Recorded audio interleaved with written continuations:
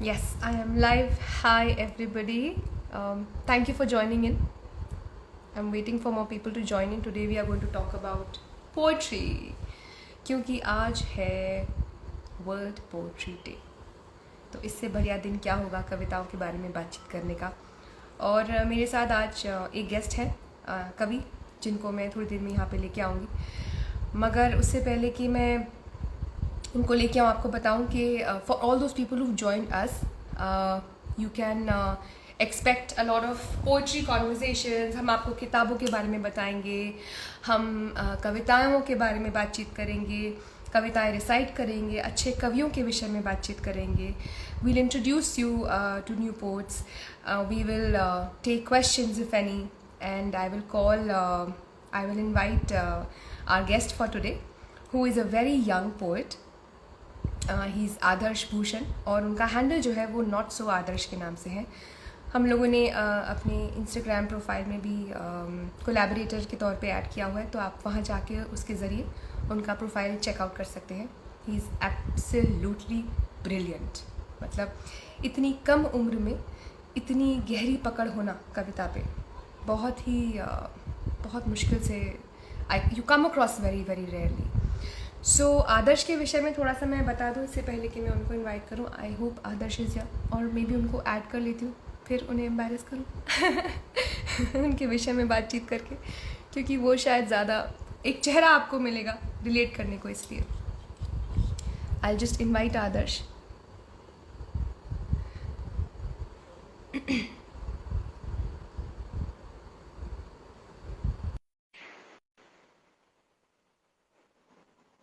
I've sent you an invite, Adarsh. Thank you so much. Meanwhile, you can flow in your messages. I'll be replying to them. Thank you, Priya. There you go. Hi, Just a Adarsh. second. Just a Yeah. second. I think there is some problem with the camera. Take your time. I'll introduce you meanwhile. फिर अपना चेहरा आप सामने लेके आइएगा, है ना? Okay. That's also cool. तो Adarsh is a very young poet. कविता इनका शौक है, दिल्ली में रहते हैं, और किताबों से बहुत गहरा लगाव है। समय समय पर इनकी कविताएं जो हैं वो बहुत ही अच्छे प्रतिष्ठित जगहों पर प्रकाशित होती रही हैं। और साहित्य और गणित बहुत ही अलग चीजें हैं, लेकिन उनमें दोनों में इनकी बड़ी खासी दिलचस्पी है। कविता रेसिटेशन, जिस वजह से मैं इनको जान पाई। हाय आदर्श। Hi, Vidya. तो I stumbled upon his profile, not so Adarsh, and I started listening to his poetry. और जिस तरीके से ये और कवियों की कविताएं भी रिसाइट करते हैं, उनमें एक ऐसा ठहराव है कि मैं सच में, मैं मजाक नहीं कर रही आदर्श, ये आपके लिए भी सरप्राइज होगा, लेकिन मैं आधे पौन घंटे, एक घंटे, मतलब while my workout, while I run, कौन एक लूप पे लगा लेती हूँ। I am not joking, this is for the first time I am telling you this. तो मैं लूप पे लगा लेती हूँ उनको सुनने के लिए। It is so soothing. अगर कविता पढ़ने में आपका शौक नहीं है, मैं आप सभी को कहना चाहती हूँ, तो कविता जो सुनना है ना, अगर कविता सही मायने में सुननी हो तो इनकी आवाज में सुनिएगा। बहुत बहुत ही अच्छी लगेगी, खूबसूरत लगेगी। um, Vinod Kumar Shukla, Kunwar Narayan, correct me if I am wrong, Chandrakant Devlane, you see all these people. इन सब की कविताएं आपको इनके प्रोफाइल में, प्लेलिस्ट में दिख जाएगी। Correct me if I am wrong Adarsh. Research किया मैंने तुम पर। So we will start by now.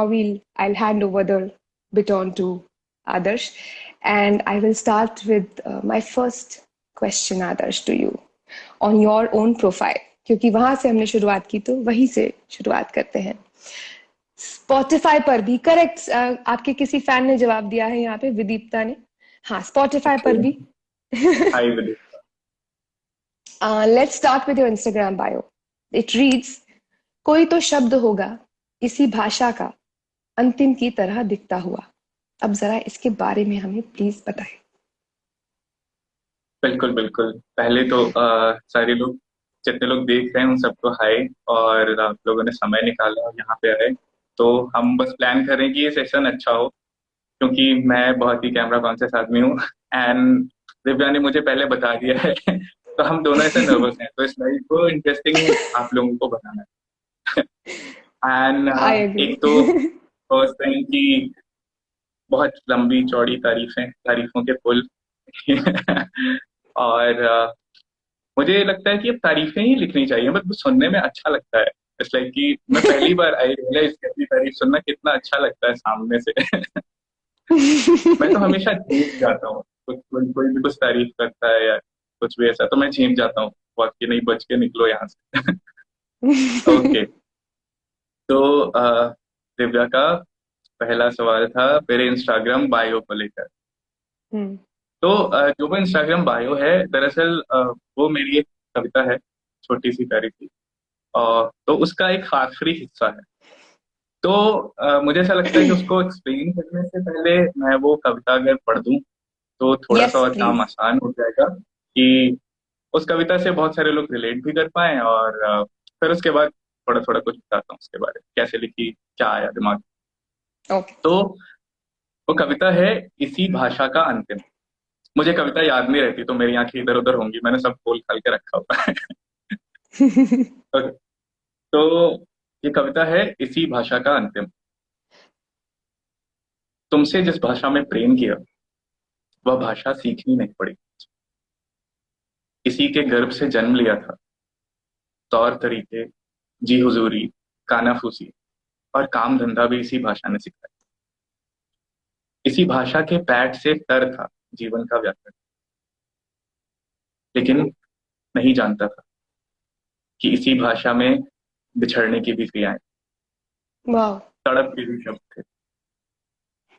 फिर भी इसी भाषा ने सहूलियत दी, रहने दिया मुझे दुख की ओर, समझने के लिए दुख का अनुतान, मतलब उतार चढ़ाव। फिर भी इसी भाषा ने मुझे सहूलियत दी, रहने दिया मुझे दुख की ओर, समझने के लिए दुख का अनुतान, और समय रहते खींच लिया बने रहने के संघर्ष। दूसरी भाषाओं को देखता हूँ तो सोच में पड़ जाता हूँ कि उनमें कैसे कर पाऊंगा अपने जीवन का अनुवाद। एक भाषा में बने रहने का संघर्ष ही इतना बड़ा है कि दूसरी भाषा को सीखने का समय ही नहीं मिल पाता। अंततः इसी भाषा के आघात से कोई क्रिया चुनूंगा और चल पड़ूंगा देह लोक की भौतिकता से बाहर। फिर भी जाने की भाषा वही रहेगी, कोई तो शब्द होगा इसी भाषा का अंतिम की तरह दिखता हुआ। वाह। धन्यवाद। ब्यूटिफुल। जी कविता थी। Beautiful. It's beautiful, thank you, बहुत ही थैंक खूबसूरत। और ना केवल कविता खूबसूरत है, मुझे लगता है कि आपका कविता पाठ करने का जो तरीका है ना, जो शब्दों का जो थ्रो है ना, वो इतना साफ और इतना ठहराव के साथ आता है कि बहुत कम आवाजों में वो, मतलब I am sure you must be very grateful to, you know, the almighty and your within, you know. You. आप भीतर से बहुत ठहराव चाहिए इस तरह की कविता पाठ करने के लिए, अपने आई नो, भीतर आई बहुत नो, आई ठहराव नो। चाहिए। I remember when I started, मतलब कुछ ऐसा नहीं था।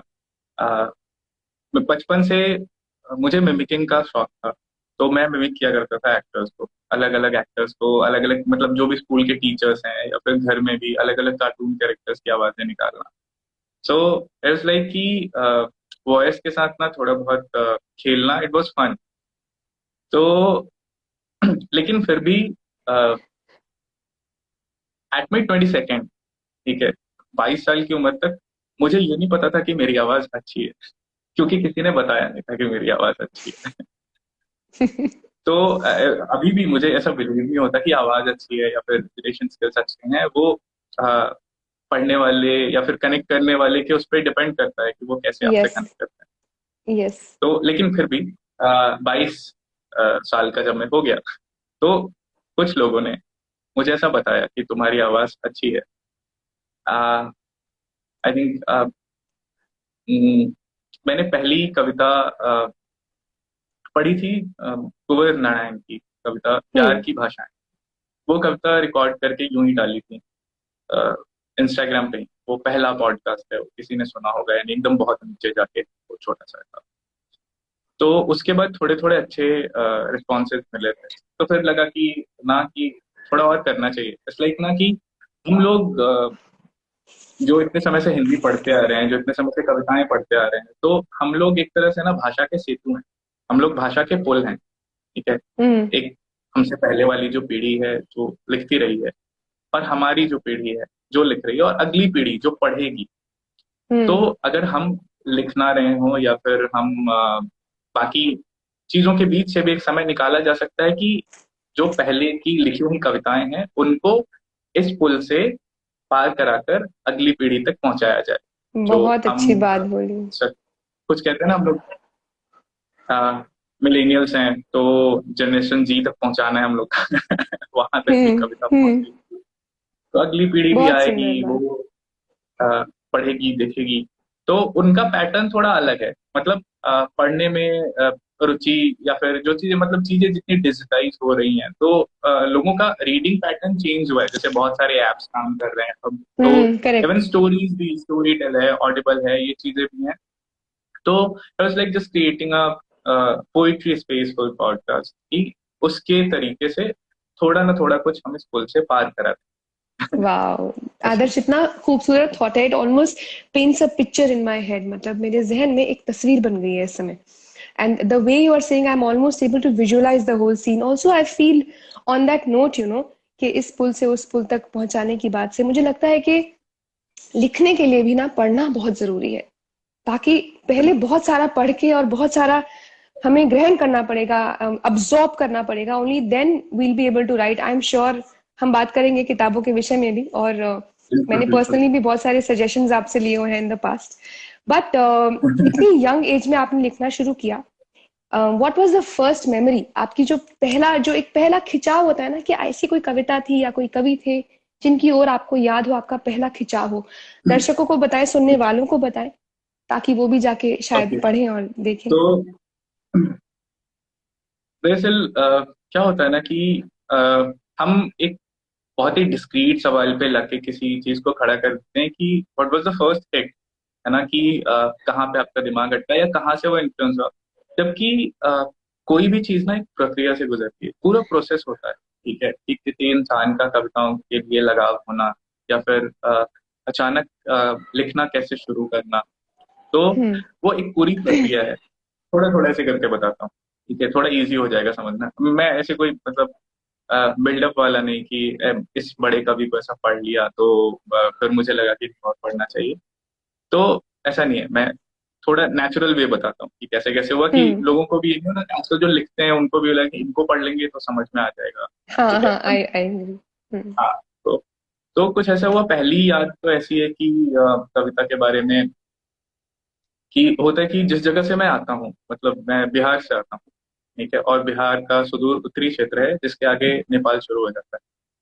जगह है सीतामढ़ी। ठीक है, कहा जाता है कि जो गॉडेस सीता हैं, वो वहाँ मिथिला के राजा जनक को हल चलाते समय वहीं मिली थी। हम्म। तो इसलिए उस जगह का भी नाम सीतामढ़ी है। और वहाँ उद्विजा कुंड भी है। ठीक है। उद्भज कहा जाता है जो धरती फोड़कर जन्म लेता है, तो सीता को उद्भजा भी कहा जाता है। तो वहां पे उद्भजा कुंड है, और वहां हमेशा पानी रहता है।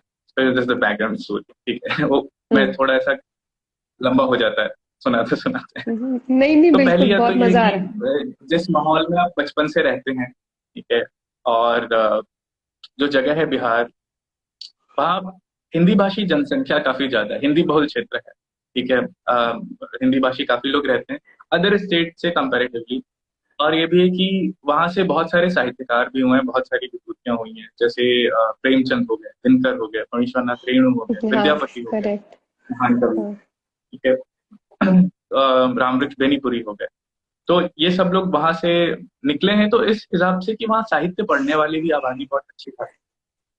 और हम्म। द सेम वे, ये जो पुल वाली बात है ना, कि वो पुल बहुत ही मिस्टीरियस वे में काम करता है। ठीक है, ये कैसे आएगा, मेरे घर में कभी भी ऐसा लिटरेचर पढ़ने वगैरह वाला कोई माहौल नहीं रहा। ठीक है। पापा लॉयर,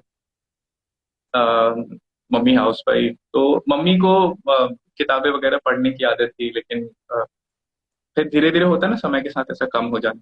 लेकिन फिर भी क्या होता है कि वो एक प्रोसेस, तो बचपन में ये होता था कि दादाजी या पापा कहानियां सुनाते थे, हितोपदेश, पंचतंत्र की कहानियां, या फिर जो किंवदंतियां हैं माइथोलॉजीज में से छोटे छोटे हिस्से रामायण महाभारत के, जैसे बाली का युद्ध मायावी के साथ, या फिर जटायु कैसे लड़ा था रावण से, छोटे छोटे हम्म छोटे से पार्ट, या यादवी की हम्म कहानियां, ठीक है, हम्म राजा हरिश्चंद्र की कहानी, छोटे छोटे से में। तो जो मेरी पहली मेमोरी है वो मुझे याद है कि कविताओं के बारे में पापा अ, हरिवंश राय बच्चन की एक कविता हमेशा ऐसे पढ़ते थे, मतलब अ, हमेशा कभी भी ऐसे सुनाना हुआ, रात रात को बैठे हो तो हमेशा सुनाते रहते थे कि जो बीत गई सो बात गई, जो उनकी ओफो, एक कविता है।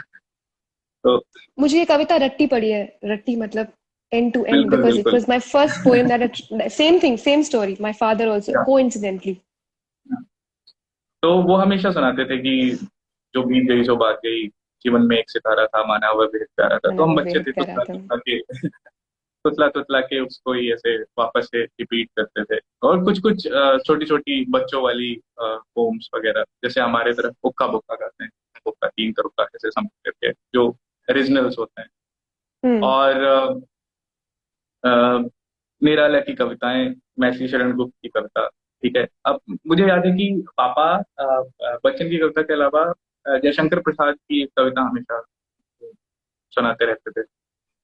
वो कविता है, हिमाद्री तुंग श्रृंग से प्रबुद्ध शुद्ध भारती, स्वयं प्रभा समुज्ज्वला स्वतंत्रता भारती। तो ये कविता, तो एक तो ये हुआ कि थोड़ा बहुत आपके कॉन्शियस में कविता बचपन से धीरे धीरे हम्म बैठती रहती है, लेकिन एक हम्म। पुश मिलना लिखने का, तो वो एक थोड़ा सा इमोशनल टच है वहां पे कि मैं नाइन्थ क्लास, मतलब जस्ट अभी एट्थ खत्म हुआ था और नाइन्थ में गया था, तब तक हम्म लिखने का कुछ ऐसा था नहीं, लेकिन कुछ कुछ ऐसे ही टेक्स्ट बुक की कविताएं वगैरह पढ़ना थोड़ा बहुत ऐसे। अ, उस समय कुछ ट्रैजिक इंसिडेंट हुआ घर में। जो मेरे पापा से बड़े वाले भाई हैं, मेरे चाचा, तो उनके बेटे, तब तो भैया, काफी लगाव था। तो मेरे भैया, उनकी एक्सीडेंट में डेथ हो गई, and oh some other state. तो अ, उनकी डेड बॉडी वगैरह आने में 2-3 दिन समय लगा वहां से। उस टाइम सुनामी वगैरह सब कुछ कुछ चीजें थी। तो उस बीच में चाचा जी के घर पे था, तो ऐसे ही बस की लाइक एक तो अ, बच्चा, और बच्चे का दिमाग थोड़ा संवेदनशील होता है हम्म कंपैरेटिव टू हम्म एडल्ट। तो उसमें थोड़ा बहुत कंप्यूटर वगैरह ऐसे चलाना आता था। हम तो बचपन में बहुत लेट सीखे ना, हम लोग टेक्नोलॉजी तक बहुत धीरे धीरे पहुंचे हैं। तो आ, उसी बीच में उसका कंप्यूटर ऑन किया, देखा ऐसे ही, क्या बच्चा क्या करे, घर में सब लोग ऐसे ही सब परेशान है, दुख में है, तो क्या अगर बचपन से खुराफात इधर उधर से करते। तो मैंने उनका कंप्यूटर ऑन किया, तो उसमें काफी सारे ड्राफ्ट्स पड़े थे, वो लिखते थे, एंड किसी को पता नहीं था, बहुत कम ओ लोग जानते थे, जैसे दीदी है वो जानती थी। तो अ, थोड़ा बहुत लिखते थे वो, इंग्लिश पोम्स लिखते थे, और कुछ कुछ ड्राफ्ट थे, कुछ कुछ नोट्स थे, कुछ डायरीज वगैरह, तो खैर डायरीज वगैरह तो नहीं, बट पोम्स ने मुझे ट्रैक किया। और बस लाइक एक अधूरी इच्छा की तरह, कि उनकी इच्छा थी कि वो लिखें, बस लाइक कि वो कॉन्शियस में आ गया कि मैं किसी तरीके से उसको पूरा करूं। तो ओ धीरे वाह। धीरे थोड़ा थोड़ा कुछ वहां से वो लिखना शुरू हुआ। तो मुझे ओ याद है कि मेरी कविताएं शुरू से ही मतलब मैं बचपन में, ऐसा नहीं हुआ कि बहुत आशावादी कविताएं थी, मेरी कविताओं में ऐसा हम्म बहुत उदासी, बहुत निराशा। लाइक मुझे याद है, हम्म मैंने पहली कविता लिखी थी, पहली कविता, मतलब नाइन्थ क्लास का बच्चा और पहली कविता वो लिख रहा है जिसका शीर्षक है पथहीन जीवन। ओ माय गॉड, काफी भारी, काफी हैवी और हाँ डीप। हाँ, एंड एमलेस लाइफ, मतलब वो एमलेस लाइफ के ऊपर अपनी पोम लिख रहा है, पथहीन जीवन। और वो कविता भी कुछ इस तरह मुझे मेमोरी में से थोड़ी थोड़ी याद है कि अ, जीवन जो चलता रहा मगर मरुपट्टी थी वो एक डगर, मैं रुका जहां ये पद रुकते, थक कर समथिंग ऐसे ही था कि आशाएं विस्तृत होकर कुछ अर्थ अलग समझाती हैं, कुछ कुछ ऐसे ही था। तो इट वॉज ऑल की उसमें निराशा से पैट के बैठी हुई है। तो ये रहा धीरे धीरे। फिर उसके बाद मैंने कुछ कुछ कोशिश भी की इंग्लिश में भी लिखने की, टू बी ट्रू। हम्म। लेकिन हिंदी भाषा से लगाव इतना ज्यादा था हाँ, और कि फिर पहली भाषा में एक्सप्रेशन जो होता है हाँ, वो अलग ही आता है, मुझे पहली बार लगता है ऐसा। पहली- very nice, beautiful. I too have, wow, it's a beautiful story. और इतनी यंग एज में, आई एम श्योर इतनी यंग एज में लिखना शुरू किया होगा, क्योंकि अभी भी you are so young to be such a, you know, like इतने पके हुए राइटर हैं आप। शब्दों पे इतनी अच्छी भयंकर पकड़ है, और इतना पढ़ा हुआ है। मेरा अगला सवाल है कि कविता या पोएट्री हमारी जिंदगी में अलग अलग फॉर्म्स में आती है, and one of it is lyrics, बिल्कुल म्यूजिक, सॉन्ग। जैसे जब मैं बिल्कुल गाने सुनती हूँ तो मेरा पहला जो यू नो एक्शन या रिएक्शन या अट्रैक्शन होता है, वो लिरिक्स के प्रति होता है, शब्दों के लिए होता है। Music comes, but it comes a little bit letter in my head. शायद ये वजह है मैं अंग्रेजी गानों से लगाव बढ़ा नहीं पाई अपना, क्योंकि पहली भाषा हिंदी रही। तो क्या सेम क्या सेम। कोई ऐसा गाना या तो क्या कोई ऐसा गाना या कोई ऐसा लेखक, लिरिसिस्ट है जो आपको बेहद पसंद है, बिल्कुल जो बिल्कुल बहुत गहरा छुआ? बिल्कुल तो उस विषय में बताइए बिल्कुल हमें। बिल्कुल। आपको यदि याद हो तो 30 के आसपास में ना एक लिरिसिस्ट हुआ करते थे, भरत व्यास, भरत जो व्यास। अ, मुकेश के लिए लिखा करते थे। हाँ, और यस, मुकेश की ओके। आवाज कौन नहीं करता। हम्म। तो 1961 में एक फिल्म आई थी, सारंगा। हम्म, उसका एक गाना है, और मुझे बहुत पसंद है, पापा को भी बहुत पसंद। उसी टाइटल से ही गाना है, सारंगा तेरी याद। तो ओके। वो मुझे काफी पोएटिक लगता है। और जैसे ही वो शुरू होता है गाना, इट्स लाइक कि गूज बम्स, ओ, लगातार लूप ऐसे सुनते थे।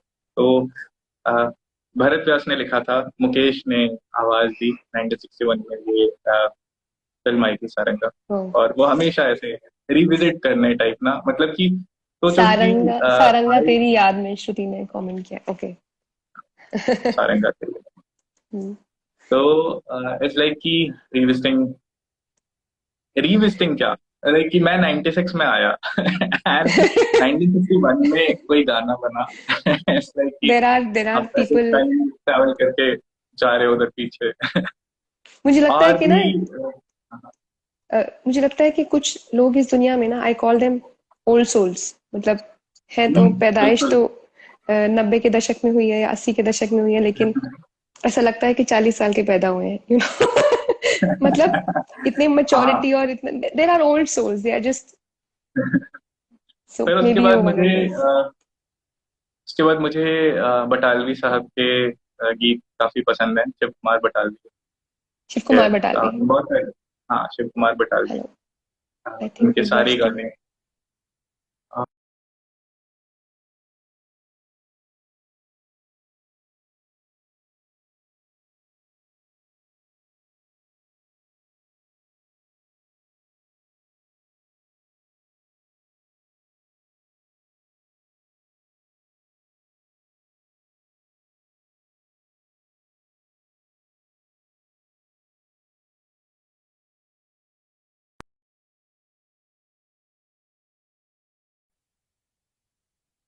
क्या? सॉरी, देयर वाज सम, जी, हमें ऑडिबल। या, ओके ओके यस, ओके, मुझे आप लगा बता मेरी दीजिए, साइड बट पे आप होते शिव तो। कुमार बटालवी पर थे जब मैंने लॉस्ट यू। हाँ, तो बटालवी साहब के गीत मुझे काफी पसंद हैं। ठीक है, एक कुड़ी जिदा नाम मोहम्मद है, तो मैं, आई लव दैट। और भी बहुत सारे उनकी चिट्ठी, पतंगा, और बहुत सारे एंड उनके सारे गीत हैं। एंड एंड सबसे बड़ी बात है कि उनके गीत सारे मैंने पढ़े हैं, एक आध उनकी आवाज में ही, पहले दूरदर्शन के आर्काइव्स में है वो। शिव साहब की आवाज में ही सुनने को मिल जाता है। और मुझे हम्म। थोड़े अ, पंजाबी गीत ज्यादा अट्रैक्ट करते हैं। मैं कभी रहा नहीं हूँ पंजाब में, कभी गया नहीं हूँ पंजाब में, कोई पंजाबी दोस्त भी नहीं रहा है, ठीक है, बट मैं समहाउ पंजाबी हूँ। पंजाबी लग okay okay, that's so cute. Punjabi tracks नहीं। ठीक है, आपने देखा होगा शिव साहब के कभी कभी पॉडकास्ट वगैरह बनाने की यस, कोशिश करता रहता हूँ। Yes. I am not so accurate, like कि मुझे नहीं पता कि वो एक्सेंट सही है नहीं है, बट आई ट्राई कि थोड़ा नहीं, थोड़ा बहुत सीखने अच्छा है। की। मतलब और मुझे ढूंढना पड़ा कि आप कहाँ से हो, क्योंकि अच्छी रेसिटेशन थी पंजाबी की। It's a tough accent to catch so well. My other question, I think मुझे और लगता है कि अभी मैं एक अगले आध सवाल नाम पे। और बता सकता हूँ। हाँ प्लीज, हाँ कंटिन्यू। सॉरी, आई हाँ लॉस्ट हाँ, क्योंकि अभी ना बहुत पुराने पुराने हो गए तो लोगों को लगेगा ये सब बूढ़े लोग ऐसे बैठे हुए इट। हाँ हैं। ठीक है, कुछ नए नाम बोलिए फिर। मुझे नीलेश मिश्रा, उनके लिखे हाँ हुए गाने ओके। बहुत पसंद है। उनकी आवाज भी माशाल्लाह कितनी कमाल है, हाँ। बचपन से हम लोग मतलब कि इंस्पिरेशन टाइप। ठीक है, हम्म। तो उनके लिखे हुए गाने बहुत कमाल के होते हैं। और उनका सबसे पसंदीदा मुझे जो लगता है वो कुछ तो बता जिंदगी, तो उनकी फिल्म आई थी सलमान खान की, समथिंग, उसमें पाकिस्तान जाते हैं, मुझे फिल्म का नाम नहीं याद आ रहा। अभी तो हमें हमारे बजरंगी व्यूअर्स में से भाईजान, कोई ना कोई बता देगा। अच्छा ओके। बजरंगी भाईजान, बजरंगी भाईजान, तो बजरंगी एक भाईजान सवाल का आया एक है गाना हमें, है। एक सवाल आया है क्या? आदर्श। ओके ओके बिंदास भावना ओके। ने एक सवाल किया है। दुनिया का वो कौन सा कोना है जहां सबसे अच्छी पोइट्री की फील आती है, जहां आप पीसफुली लिख सकते हो? बहुत अच्छा सवाल लगा, मुझे लगा ये जरूर। Thank you so much for the question. दुनिया का ऐसा कौन सा कोना है? ऐसी मैंने दुनिया बहुत कम घूमी है, तो जो मेरे भी लिए हो। ये दिस कोना हम्म। मेरे लिए यूनिवर्सल, मेरे लिए दिस कोना एंड माय बिस्तर, तकिया, दैट कोना ओनली। तो Are वहां you पे a night writer or a day writer? Is there something about night that you any time, write at night? Any time I am Okay. Kind of a नींद writer. ठीक है, मतलब Okay. लोगों को बहुत अजीब लगेगा, लेकिन बहुत सारी कविताएं ना मैंने ऊँगते ऊँगते लिखी हैं, लाइक कि नींद आ रही है, सोने की कोशिश में हूँ and फिर कुछ लिख रहा हूँ, लिखते लिखते पेपर पे भी हो गया, सुबह उठ के लाइक जादू की, अरे ये क्या लिख दिया है। Oh, interesting. तो माफ कीजिएगा, आप हालांकि कुछ नीलेश नहीं। मिश्रा के आगे पढ़ रहे थे और मैंने हाँ, बीच में एक सवाल नीलेश ले लिया। मिश्रा, उनकी, बिल्कुल बिल्कुल। और उनका एक गाना है कुछ तो बता जिंदगी, बजरंगी भाईजान फिल्म में आया था। उसके बाद एक एक अच्छे लिरिसिस्ट मुझे लगते हैं हुसैन हैदरी साहब। ठीक है, बहुत लोग नहीं जानते होंगे नाम, आप खोजिएगा, उनके बारे में जानिएगा। उनका हुसैन एक गाना हैदरी आया था साहब। उसके बाद ही, हुसैन है, उनका एक गाना आया था टीवीएफ ट्रिपलिंग में, पतंग, के कुछ ऐसे पतंग जैसे खो गए हवाओं के जो हो गए, तो मुझे काफी पसंद आया था, तो मैंने उसके बाद सर्च किया। उसके बाद एक और पुराना नाम लूंगा और एक फिर अपनी भाषा से इतर एक नाम लूंगा, सो दैट कि सबको कवर कर लिया जाए। मुझे हम्म। मजरूह सुल्तानपुरी साहब के गाने बहुत पसंद हुआ करते हैं। हम्म। जो उनके गाने हुआ करते थे वो काफी पसंद है, जैसे दोस्ती फिल्म आई थी 1964 में, उसका एक गाना है, राही मनवा दुख की चिंता क्यों सताती है, दुख तो अपना साथी है। और भी उनके सारे गाने। और मुझे एक गाना, वन ऑफ माय फेवरेट्स, वो काफी लुभाता है, और वो अपनी भाषा से इतर अंग्रेजी के एक गायक हैं, एड शीरन। उनका एक गाना है हाँ फोटोग्राफ। हाँ। उन्होंने ही ओके। लिखा है, उन्होंने ही कंपोज किया, उन्होंने ही गाया है। तो मुझे फोटोग्राफ काफी पसंद है। It's like a memory lane type of thing. ठीक गॉट है, इट। तो गॉट इट। ये कुछ कुछ गाने हैं जो मुझे पसंद है, तो इससे थैंक कविताओं यू, को थैंक यू। आपने काफी सारे ऐसे जॉनर्स, यंग ओल्ड सब, कोई नाराज नहीं होगा, है ना? हाँ बिल्कुल। तो गाइज, आप जो भी हमें सुन रहे हैं लोग, प्लीज जाके इन पोइट्स के, इन राइटर्स के बारे में रिसर्च कीजिएगा। काफी सारे राइटर्स, लिरिसिस्ट पहले पोइट्स हैं, उसके बाद राइटर्स हैं। अगला सवाल मेरा जो है वो, for someone who is very early in the poetry journey, मतलब कोई जो लिखना शुरू कर रहा हो, कोई हम्म, ऐसे बुक्स या ऑथर्स हैं जो आप रेकमेंड करेंगे जिन्हें पढ़ना, हम्म, मतलब पढ़ के थोड़ा बेहतर समझ आने लगेगी, या बेहतर, there are certain poets and writers who really inspire you, who are simple to understand but yet are deep enough. Is there somebody like that you recommend, books or okay writers? Okay. तो young लोगों के लिए तो मैं अपनी थोड़ी सी journey बता देता हूँ, राइट, कि मैंने हम्म। कैसे पढ़ना शुरू किया और कैसे कहाँ हम्म। कहाँ से कैसे शुरू किया। और लोग अक्सर देखते हैं मेरी कविताओं के बारे में पूछते हैं कि आपकी शब्दावली इतनी भारी भरकम क्यों है, आपकी आपकी कविताओं में इतने क्लिष्ट शब्द क्यों होते हैं, थोड़े तत्सम शब्द भी होते हैं। तो मैं भाषा को लेकर थोड़ा प्रायोगिक रहता हूँ, कुछ कुछ प्रयोग करता रहता हूँ शब्द के साथ। तो बस ये, मैं नहीं चाहता कि मेरी कविताएं भारी बन जाएं। भाषा थोड़ी हो सकती है, क्या कहें, कठिन नहीं लेकिन असरल कह सकते हैं उसको। ठीक है।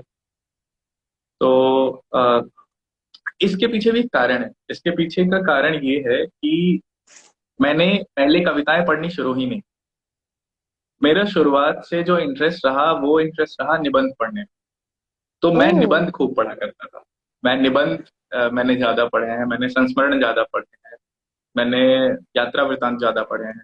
तो हम्म। एक कारण ये रहा कि निबंधों ने मेरी भाषा पे थोड़ा प्रभाव डाला, और इतने हम्म। सारे शब्द, जो शब्दकोश तैयार हो गया, वो निबंधों के कारण ही हुआ। तो ओह। स्टार्टिंग मैंने की थी, मैं हजारी प्रसाद द्विवेदी के निबंध पढ़ा करता था, मैं रामचंद्र शुक्ल के निबंध पढ़ा करता था, मैं मुक्तिबोध के निबंध पढ़ा करता था। आ, जानकी वल्लभ शास्त्री के कुछ कुछ निबंध हैं, हालांकि वो कवि हुए हैं, लेकिन उन्होंने भी कुछ कुछ निबंध लिखे हैं, वो पढ़ा करता था। तो निराला के पत्र पढ़ा करता था, महादेवी वर्मा के पत्र पढ़ा करता था, एक दूसरे को जो लिखते थे, कहीं कहीं कुछ कुछ मिल जाए तो इस तरीके से ये हुआ कि वहां से मेरी पढ़ने की शुरुआत हुई। और हाँ, मैंने मैंने फिक्शन बहुत कम पढ़ा, बहुत बहुत ओके। कम। तो फिक्शन की किताबें तो कम ही सजेस्ट कर पाऊंगा आप लोगों को। लेकिन मैं कविताओं की अच्छी अच्छी किताबें बता सकता हूँ, और कुछ कुछ फिक्शन में भी कुछ कुछ नाम तो बता ही सकता हूँ। तो मुझे लगता है कि भाषा पे जो पकड़ बनाना चाहते हैं उनको निबंध भी पढ़ने चाहिए। ठीक है। गल्प पढ़ने के साथ साथ निबंध भी पढ़ने चाहिए, क्योंकि कथेतर आप जब पढ़ोगे तभी आप जानोगे कि भाषा का कंस्ट्रक्ट कैसे है। ठीक है।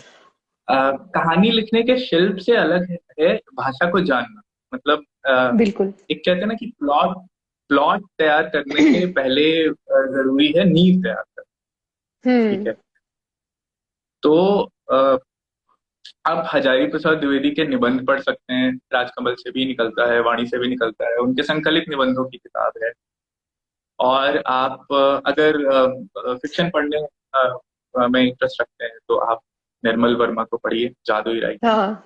तो उनका ब्यूटीफुल लेखन राइटिंग। भी काफी जादुई यथार्थवाद से भरा हम्म। हुआ है। कविताएं अगर आपको पसंद है और एकदम शुरुआत कर रहे हैं तो आप केदारनाथ सिंह को पढ़ें। ठीक है। उनकी हम्म। किताबें हैं मतदान केंद्र पर झपकी, अकाल में सारस, आंसू का वजन। ये कुछ कुछ किताबें, पतली पतली छोटी छोटी किताबें। केदारनाथ सिंह को तो जरूर ही पढ़ें। आप सर्वेश्वर दयाल सक्सेना की किताब पढ़ सकते हैं, और आप हरिवंश राय बच्चन को पढ़ें। हरिवंश राय बच्चन की तो पूरी जीवनी है 4 खंडों में, और एक खंड और यस। छपा था, 5वां खंड उसके हम्म। बाद। बसेरे तो से आप दूर। वो 4 खंड पढ़े। ऑल दीज फोर ना। हाँ, मैं बहुत पहले, मैं लाइक हाँ 11th हाँ। वगैरह में था तो मैंने पढ़ी थी। तो 4 खंड मुझे याद है, नाम इसीलिए मैं नहीं ले रहा मेरे कि पास नाम है, में मेरे कुछ एक्चुअली गड़बड़ा मेरे जाए। पिता ने ठीक चारों है। खंड पढ़े हुए हैं। पढ़े हुए अम, हैं। और उस उनसे मुझे और काफी उस उनसे मुझे काफी। सुनने को मिलता है। हाँ, पीपल कैन गूगल। तो आप गूगल करेंगे बच्चन की किताबें तो आपको पता चल जाएगा। आप निराला, सूर्यकांत त्रिपाठी निराला की कविताएं पढ़ सकते हैं। त्रिलोचन की किताब पढ़ सकते हैं। अ, आप मुझे लीलाधर जगूड़ी की कविताएं काफी पसंद आती हैं। उनकी कविताएं पढ़ सकते हैं आप। विनोद कुमार शुक्ल की किताबें पढ़ सकते थैंक यू। हैं, थैंक यू खासकर कि सो उनका much for, fiction. Also for all the viewers I want to tell you कि इन सब के लिंक हम लोग यूट्यूब पे भी ये वीडियो अपलोड करेंगे। तो किताबों के लिंक हम कोशिश करेंगे कि हम डाल दें, ताकि आप ज्यादा आपको दौड़ना ना पड़े ढूंढने के लिए कि कहाँ क्या किताबें हैं। तो we will do that. Yes. Can I move to the next question, movies, Adarsh? अब चाहे तो 2 4 और नाम ले सकता हूँ। यस यस, बिल्कुल लीजिए। हमें आई एम बहुत ओपन, सारे आई एम नाम। मोर देन अगर एनीबडी। more than anybody, अगर आपने पूछा होता अगर आपने पूछा होता कि फेवरेट कौन है, तो फिर मेरे लिए बहुत कठिन हो जाता। लेकिन दिस इज अ गुड कि अ, आप पढ़ने के लिए किनको सजेस्ट करना चाहते हो। और बहुत सारे नाम है जिनको पढ़ें आप। डुअर अनंत मूर्ति को पढ़ें आप, शिवशंकर पिल्ले को पढ़ें। काफी सारे नाम है, मुक्तिबोध को पढ़िए, राजेश जोशी को पढ़िए। बहुत सारे नाम है, ये कुछ मुक्ति कुछ बोध, आई जरूरी हैव नाम वन क्वेश्चन अबाउट है। गजानन माधव मुक्ति बोध। मुक्ति बोध। वो एक राइटर है जो मैंने कोशिश की पढ़ने की, मतलब मेरे पिता ने बहुत मुझे सजेस्ट किया, उनके पास बहुत सारी किताबें हैं। मेरे घर में जो रीडिंग है वो पिता के जरिए आई है, तो उनके पास अलमारी भर के किताबें हैं। मैं मुक्ति बोध को कभी ढंग से, आपसे भी मैंने कुछ कविता किताबों के सजेशन मांगे थे साइड पे कि मैं पढ़ना चाहती हूँ गजानन माधव मुक्ति बोध को, पर मैं पढ़ नहीं पाई। तो अगर कोई ऐसी किताब है उनकी खास तौर पे जो आप सजेस्ट करना चाहेंगे तो बिल्कुल, आसान मैं है। आपको एक किताब सजेस्ट करता हूँ जो मेरे बगल में है, देख रहा हूँ। मैं ये मुक्ति बोध की किताब आपको जरूर सजेस्ट करूंगा। उनकी किताब है शेष अशेष। तो ओके। उसमें उनके आखिर आखिर का सब कुछ है, जो उनकी बची हुई कविताएं हैं जो प्रकाशित नहीं हो पाई। तो मुझे लगता है ना कि मुक्तिबोध को अगर उनका सबसे आखिर वाला काम पड़े। आई थिंक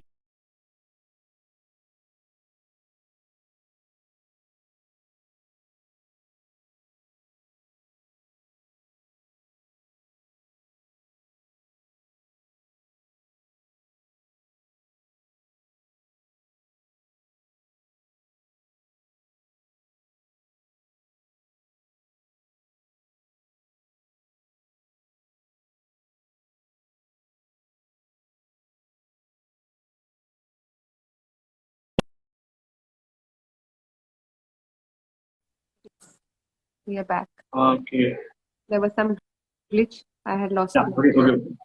तो मुक्तिबोध की किताब है जो मुझे काफी पसंद है, वो ये किताब है, शेष शेष। शुक्रिया, थैंक यू। राजकमल से आती है। ओके। राजकमल से आती है। तो शेष शेष और मुक्तिबोध के निबंध, मुझे लगता है मुक्तिबोध को पढ़ने का अच्छा तरीका यह है कि कविताओं से पहले उनके निबंध पढ़े, ओके। क्योंकि मुक्तिबोध को निबंधों के माध्यम से समझना थोड़ा आसान हो जाता है, उनके समझी। भाषा के प्रयोग समझ में आते हैं। और मुक्तिबोध की कविताएं समय मांगती हैं। हम्म मुक्तिबोध को पढ़ने के लिए आपको जीवन के अच्छे खासे 2-3 साल देने पड़ेंगे। नहीं तो बिल्कुल काफी कहने में थोड़ा सा वो लगता है। हाँ, सही बात है, बिल्कुल तो मुझे भी ऐसा लगता है, बहुत समय मुश्किल है लगता है उनकी मुक्तिबोध कविताओं को को। हाँ। पढ़ने में। ब्रह्म हाँ, थोड़ा राक्षसी मेरे समझना फादर का पड़ता सजेशन है। आया है एक और। That's my dad messaging from my moms handle हाँ, सेइंग ब्रह्म राक्षस। मुक्ति बिल्कुल। बोध की शायद। मुझे उनकी निबंध की किताब एक और ये पसंद है, आप ये पढ़ सकती हैं, जब प्रश्न चिन्ह बहुत लाओ थे चानन। इसमें ओके। उनके निबंध है, हालांकि उनके पॉलिटिकल कंस्ट्रक्ट के निबंध हैं। तो ये किताब ओके। आती है, ये भी राजकमल से आती है। और वन मोर, उनकी कविताओं की जो किताब मुझे पसंद है वो ये है, इसमें उनकी बहुत सुंदर सुंदर कविताएं हैं, भूरी भूरी खातून। ओके। एक पापा प्लीज भूरी देख लो भूरी आप भी, खातून। If you are listening to dad. My my तो फादर ये, इज अ ह्यूज साहित्य बफ। हाँ, अंकल को मेरा भूरी। प्रणाम। तो ये कुछ कुछ किताबें। Thank you so much. बहुत, ये बहुत वैल्यूएबल था, पर्सनली मेरे लिए बहुत वैल्यूएबल था, स्पेशली ये वाला पार्ट, क्योंकि I am also always hungry to read. समय निकालना पड़ता है, मुझे भी मुश्किल है, लेकिन मैं निकालती हूँ, कोशिश करती हूँ। अब तो ऑडिबल पे भी काफी कविताएं हैं, किताबें हैं हाँ, जो बिल्कुल आप सुन बिल्कुल सकते बिल्कुल। हैं। अगला सवाल, ये बहुत ही रेलिवेंट क्वेश्चन है जो नेक्स्ट क्वेश्चन है, आई थिंक आज की जनरेशन के लिए। पिछले कुछ सालों में कविता जो है वो काफी पॉपुलर हो गई है ना। सोशल मीडिया है, फिजिकल प्लेटफॉर्म्स हैं जैसे ओपन माइक्स हैं, उनकी वजह से। तो पोएट्री के फ्यूचर के लिए, is there something that makes you feel really happy about, and if at all is there something that worries you about it? कुछ ऐसा है जो आपको परेशान करता है, या कुछ ऐसा है जो आपको बड़ा होपफुल महसूस कराता है? हाँ, आ, किसी भी कॉन्फ्लिक्टेड आंसर से बचते हुए एक बहुत ही संवैधानिक तरीका मैं निकालने की कोशिश कर रहा हूँ कि इसका जवाब कैसे दिया जाए। आ, एक तो ये अच्छा ये हुआ है हमारे लिए कि हम अब बहुत ही इजीली एक्सप्रेस कर सकते हैं, और वो बहुत ही इजीली एक्सेसिबल टू ऑल हो सकता है।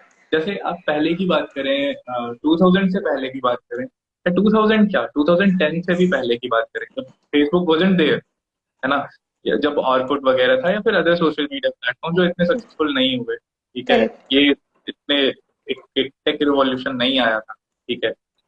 तो उससे पहले की अगर बात करें तो इतना इजी नहीं था टेक्स्ट को पढ़ना, ठीक है।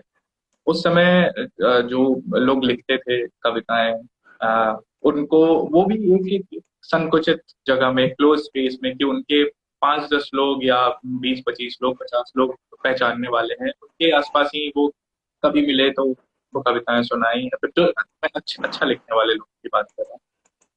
तो फिर उसके बाद पत्रिकाओं में उन्होंने कविताएं भेजी, एक पत्राचार का माध्यम होता था, बहुत फॉर्मल तरीका हम्म। कि उनके पास कविताएं जाए, वो बहुत लंबा चौड़ा एक समय, महीने 2 महीने साल भर उस कविता को प्रकाशित करने में भी लगे, ठीक है, या हम्म। समाचार पत्र में कविताएं आई या फिर किसी की किताब आई, तो इवन परचेजिंग वॉजेंट ईजी। अभी करेक्ट। अमेजन फ्लिपकार्ट वगैरह, तो वो किताब भी परचेज करना इजी हो गया। करेक्ट। तो एक तो ये हुआ कि ना हमें वो जो एक्सप्रेशन है वो थोड़ा सा इजी हो गया, कि अभी आपको किसी पे डिपेंडेंट होने की जरूरत नहीं, you have a social spare, you have a social space, Facebook पे या फिर इंस्टाग्राम पे या फिर जो भी है, जो आपको, जो आपका लिखा पसंद करने वाले लोग हैं, जो आपको पढ़ने वाले लोग हैं, तो वो आपको इजीली पढ़ सकते हैं, आपको फीडबैक दे सकते हैं, और आपके लिए भी एक ना, क्या कहते हैं उसको, फ्रीडम है हम्म। एक ना, कि आपको अ, इतना रिलाई नहीं करना पड़ता, लाइक कि हाँ मैं कविताएं लिख रहा हूँ तो फिर मुझे क्या करना चाहिए। तो एक एक लेकिन उसके साथ ना एक डिमेरिट भी अ, है, लोगों को लिखने की बड़ी जल्दी हो गई है, इट्स लाइक अ बिल्कुल। प्रेशर, ठीक है। तो पता नहीं वो कैसा प्रेशर है वो लिखने का, तो जैसे कोई भी एक ट्रेंडिंग टॉपिक है, उसके बारे में लिखने की एक जल्दी हड़बड़ी मच जाती है। इवन सोशल हम्म। मीडिया के नुकसान ये है कि उस पर मुझे जल्दी जल्दी लिखना है, और दूसरी बात ये कि दिस कोविड टाइम, ये इसने बहुत ही एक पोलिटिक किल वाला टाइम रहा है, एक बाढ़ आई कविताओं की, बाढ़ आया साहित्य का, ठीक है, बहुत सारे लोग उसमें से जो हाइपर पाठक थे वो भी कवि बन गए, वो भी उनको लगा कि ठीक है, हम इनको फॉलो करते हैं, इनकी कविताएं लोग पढ़ रहे हैं, तो हम भी, हमारे पास भी तो है, हम भी डालेंगे, हमारे भी पढ़ेंगे लोग, ठीक है। तो वो भी हुआ कि एक बाढ़ आई, कविताओं की भी बाढ़ आई, लोग खाली थे, क्या करें, तो कुछ लोगों को लगा कि राइटिंग पे ट्राई करते हैं, थोड़ा सा एफर्ट हम्म। डालते हैं, ठीक है। बहुत बहुत सारे लोग, मैं नाम नहीं बताऊंगा, but I know many people की जो कोविड से पहले नहीं लिखते थे, या फिर लिखते भी थे तो उतने एक्सप्रेसिव नहीं थे, उन्होंने फेसबुक पे लिखना शुरू किया, एंड दे उनका अपना कुछ थोड़ा बहुत फैन बेस डेवलप हो गया, एंड उसके बाद उनकी किताबें भी पब्लिश हो चुकी हैं, एक नहीं दो तीन, मतलब ऐसे चल रहा है, ठीक है। हम्म। सेल्फ हम्म। पब्लिशिंग का भी जमाना आ गया, बहुत सारे पब्लिकेशंस ऐसे भी हैं जो सेल्फ पब्लिश भी ऑफर करते हैं, लोग सेल्फ पब्लिश भी भर भर के कर रहे यस। हैं। हम्म। एक तो ये है कि चीजें जो घटी हैं वो घटा है सेल्फ इवेल्युएशन, आत्ममूल्यांकन। एक दूसरी चीज जो घटी है वो इंट्रोस्पेक्शन, जिसको आप हिंदी में अंतर्दर्शन बोल सकते हैं। हम्म। तो लोग जब तक लिखने की हड़बड़ी से नहीं बचेंगे, आप हम्म। जो लिख रहे हैं उसके अलग एस्पेक्ट्स नहीं तलाशेंगे, आप सेल्फ इवेल्युएशन नहीं करेंगे, आप इंट्रोस्पेक्शन के लिए अपने टूल्स डेवलप नहीं करेंगे, तब तक ना क्या कहते हैं, आप थोड़ा बहुत लिख के आप में एक ना वो पोएटिक बोर आने लगेगा, ठीक है, क्योंकि आपके पास समझ ना रही लैंग्वेज बहुत लिमिटेड है, आप पढ़ना हूँ। नहीं बिल्कुल। चाहते, आप बस लिखने की हड़बड़ी में है, हम्म। आपके पास जो शब्द हैं वो भी बहुत लिमिटेड हैं, तो फिर क्या होगा ना, वही परमुटेशंस एंड कॉम्बिनेशंस में वही घूम घूम के वही बात रिपीट होगी, तो hmm. That's a killing of expression, आप अपनी अभिव्यक्ति की ही हत्या कर रहे हैं। ब्यूटिफुल। तो अच्छा तो ये हो कि आप समय लें, पढ़ें, जानें, और उसके बाद धीरे धीरे अभ्यास की तरह लिखें। मुझसे अभी भी कोई कहता है कि आप कविताएं लिखते हैं, बहुत सुंदर लिखते हैं, या फिर जो तारीफ वगैरह करते हैं, तो मैं हमेशा उनसे यही कहता हूँ कि मैं हमेशा एक कोशिश की तरह लिखता हूँ, अभ्यास की तरह लिखता हूँ। तो आप भी अभ्यास की तरह लिखें, लिखने का अभ्यास करें। और कई कई बार ऐसा भी होता है कि, और ये सच बात है कि मैं जितना मैंने लिखा है वो मेरे मिटाए हुए का एक बहुत छोटा सा हिस्सा है, वाह। बहुत बहुत मिटाता हूँ, लिखने से ज्यादा आपको मिटाना पड़ेगा, ठीक है? बिल्कुल आपको आप बिल्कुल। जब इवेल्युएट बहुत करोगे। खूबसूरत बात, मैं इस बात की फैन हो गई। बहुत लिखने से ज्यादा मिटाना, बहुत ही अच्छी बात बोली है। Absolutely, I second you on that. तो वही बात है, तो फिर वो प्रयोग नहीं आएगा आपकी भाषा में, आप वही चंद शब्दों में फंसे रह जाएंगे। जैसे आप आजकल आप देखते हो फेसबुक पे, फिर आप लिखना अच्छी बात है, जो लोग नॉट इन रेगुलर राइटिंग, जो लोग ऐसे फैमिली ग्रुप्स वगैरह में लिखते हैं, आजकल व्हाट्सएप पे भी खूब चलता है, इधर उधर so so many spaces, social media spaces की कुछ कुछ ऐसा चल रहा है, तो दे शुड राइट ऑल्सो, ठीक है? जो आई एग्री। नॉन लिटरेटी लोग हैं, जो बाहर के हैं, साहित्य से बाहर के लोग में, तो जरूरी नहीं कि हम उनपे भी जाके जबरदस्ती साहित्य थोप दें कि नहीं तुमको यहाँ पे लिंगुअली करेक्ट होना पड़ेगा, तुम कैसे। They have power of expression. अगर वो एक आध कुछ लाइनें लिख के उसको कह रहे हैं कि एक शेर लिखे हैं सुनाता हूँ, तो आप उसको सुनिए, ठीक है? पीपल शुड बी हैप्पी कि इफ दे आर राइटिंग, तो उनको थोड़ा सा आपको उस मामले में भी इंथुजियास्टिक होना पड़ेगा, आप हमेशा क्रिटिकल नहीं हो सकते, ठीक बिल्कुल। है? लेकिन आप उनको समझाएं कि हम्म। अगर इफ यू आर प्लानिंग की, हाँ तुम्हें अ, लिखना है, तुम्हें कविताएं लिखना पसंद है, if you want to continue कि हाँ मैं कविताएं ऐसे लिखता रहूं हमेशा, तो उसके लिए तुम्हें रुक के पढ़ना पड़ेगा, तुम्हें जानना हम्म। पड़ेगा कि पहले क्या लिखा गया है, तुम्हारे लिखे के लिए क्या बच रहा है, ठीक है? क्योंकि तुम जो हम्म। लिख रहे हो वो भी उसी परमुटेशन कॉम्बिनेशन के घेरे में आ जाएगा कभी ना कभी, ठीक है? बिल्कुल। तो ये तो है कि जानना पड़ेगा, एक्सप्लोर करना पड़ेगा आपको, थोड़ा बहुत घूमना भी पड़ेगा, ऐसे मेरे जैसे तो कोना में बैठ के ऐसा नहीं लिख सकते बहुत ज्यादा। Wow, wow, very beautifully put. I तो have to say hi to someone here. I'm a big fan, old school bastard. I'm a big fan of yours. Oh my God.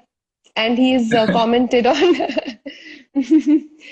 Wow, Adarsh, I'm in love with the way you have expressed this. मतलब जो अभिव्यक्ति का तरीका है, एक तो बात है जो आपको कहनी है, दूसरी जिस जरिए से, जिन शब्दों से पहुंचानी है, वो शब्द बड़े ही सही है। मतलब मुझे लगता है कि लफ्ज बड़े ही इम्पोर्टेंट हैं, और जिनका आपने आई एम श्योर सही इस्तेमाल किया है। जो बात है ना, वो उतनी ही गहराई के साथ, उतनी ही पूर्णता में मुझ तक तो पहुंची है, और मुझे सुन रहे हैं उन तक पहुंची होगी।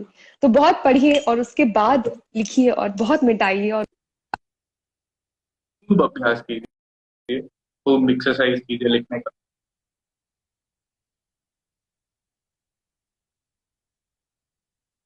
और इस पे मुझे एक कबीर का दोहा याद आता है, मैं हमेशा अपने लिए भी, अपनी जिंदगी में भी इस्तेमाल करता हूँ।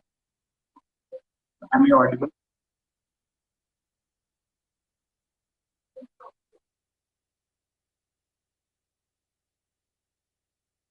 आपकी आवाज नहीं आ रही मुझे।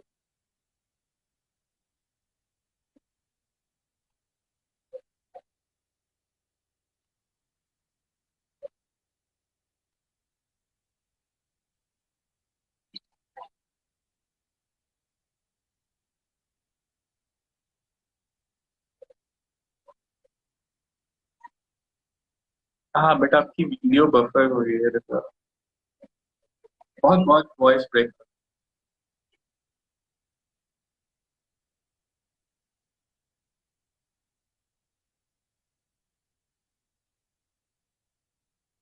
अच्छा, I think now we can hear you.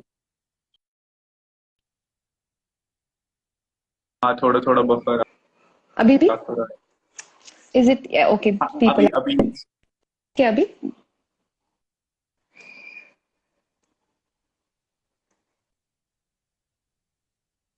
क्या मैं वापस आ चुकी हूँ? I think so. Yes, Bhavna, there's a network issue. Thank you, Happy Go Lucky, for giving us a.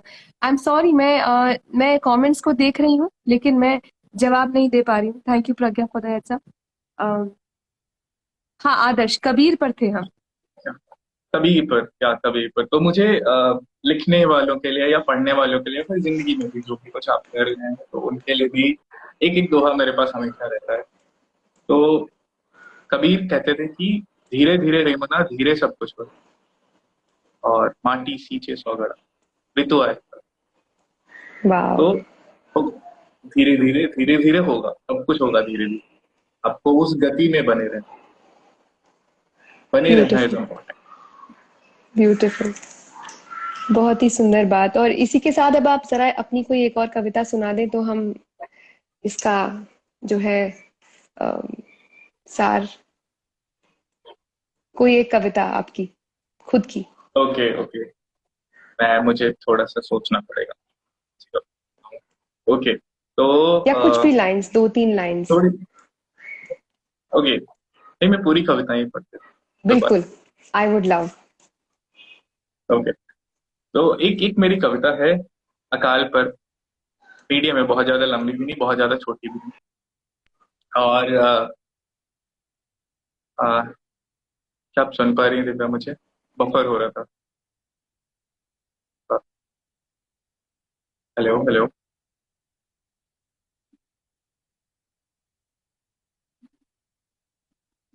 Okay okay, तो ये कविता है अकाल पर। और जैसा कि दिव्या ने मुझे पहले बताया था कि मैं कविता को थोड़ा हल्का रखूं, तो दैट कि थोड़ी हल्की भाषा वाली कविता पकड़ूं तो दर्शकों को समझ में भी आए। तो ये कविता है अकाल पर, और प्रेम विरह के बीच की कविता है, तो आप अपने हिसाब से देखिएगा। तो, हाँ हाँ हाँ हाँ।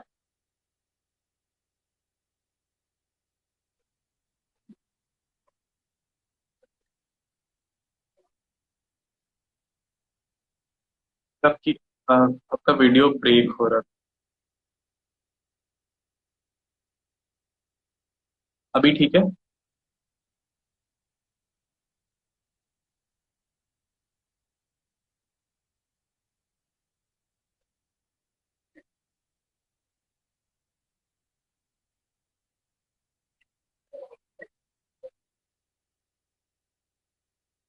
Okay, I think.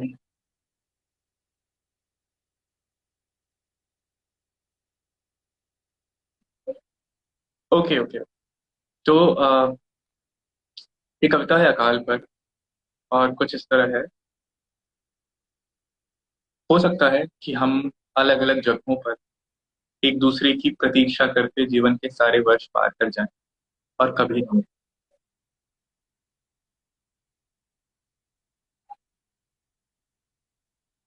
Okay okay okay, मैं करता हूँ। Just just, I don't know कैसे एग्जिट करते हैं।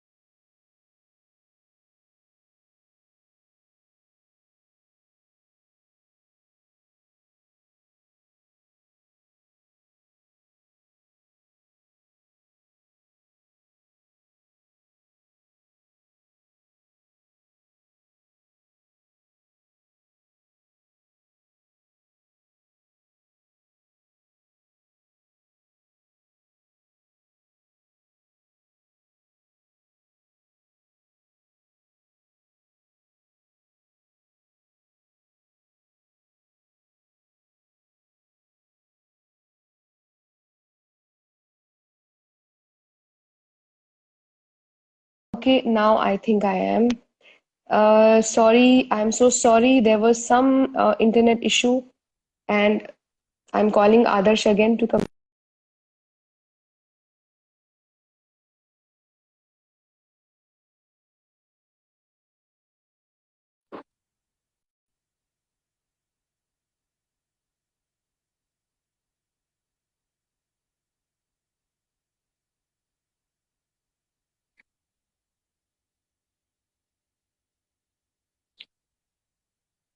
Okay,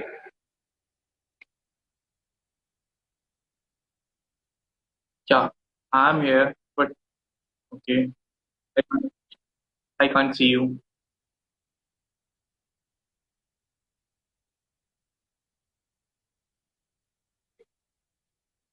You're still buffering. I think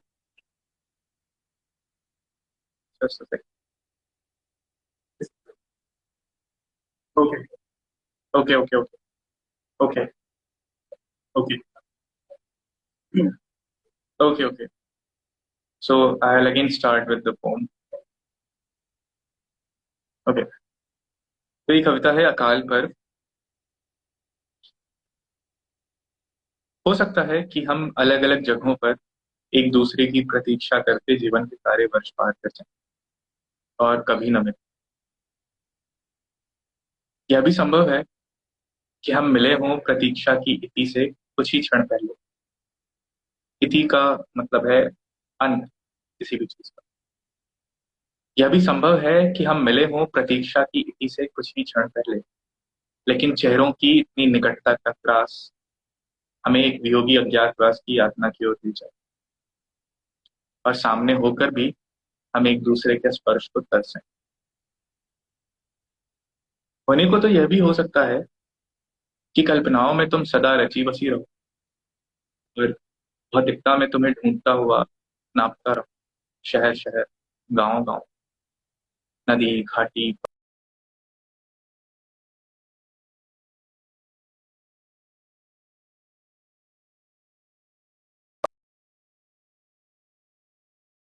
अच्छा, लेकिन जब लौटूं एक हारी हुई जिजीविषा से अपन, मिलो किसी सूचना की तरह, या किसी धूल खाए पोस्टकार्ड पर एक मिटती हुई तारीख की माने,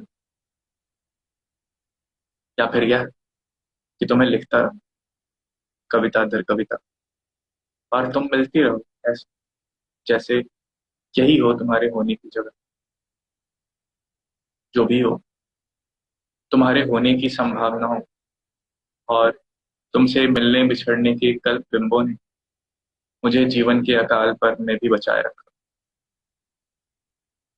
वह अकाल पर जिसमें विरह की सारी ऋतुएं बीतती हैं, एक दैन्य एकांत, दैन्य मतलब दीन गरीब, एक दैन्य एकांत कई कई प्रकाश वर्षों में फैलता मालूम पड़ता। विहान के लिए आंखें अंधी हो जाती हैं। विहान मतलब सवेरा। विहान के लिए आंखें अंधी हो जाती हैं, और रात भर कीड़ झंझनाती है झींगुरों की आवाज में। हो सकता है यह पहले भी हुआ हो और होता रहा हो। हम मिले हों और मिलते रहे, या यह कि अभी शेष न मिल पाए। यह जो घट रहा है ठीक अब मिलने से पहले का शेष। ये थी कविता अकाल पर। आशा है कि आप लोगों को पसंद आई हो।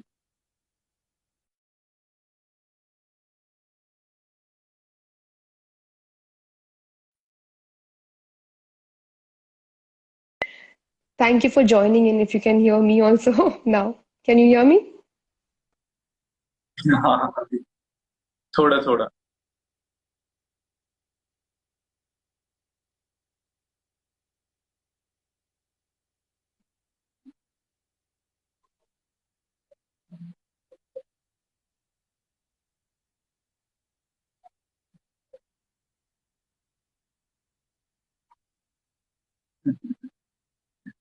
नो नो, जस्ट थैंक्स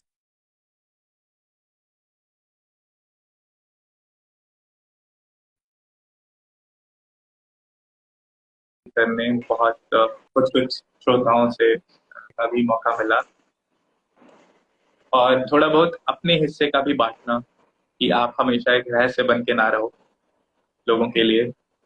लोग आपके चेहरे पे बहुत कुछ तलाशते रहते हैं, आप क्या हैं क्या नहीं। तो थोड़ा बहुत उनके सामने भी अपना हिस्सा रखता है। तो थैंक्स टू यू कि आपके माध्यम से मुझे ये मौका मिला कि मैं, thank you so much Adarsh. And thanks to all the people जिन्होंने हमें झेला। मुझे तो बहुत मजा आया। और somebody is asking go and not so। और उस हैंडल पे बहुत लोगों की लिखी हुई कविताएं। सो बहुत शुक्रिया। हाँ, मैं इसी के साथ अलविदा कहती हूँ आप सभी से। बिल्कुल बिल्कुल।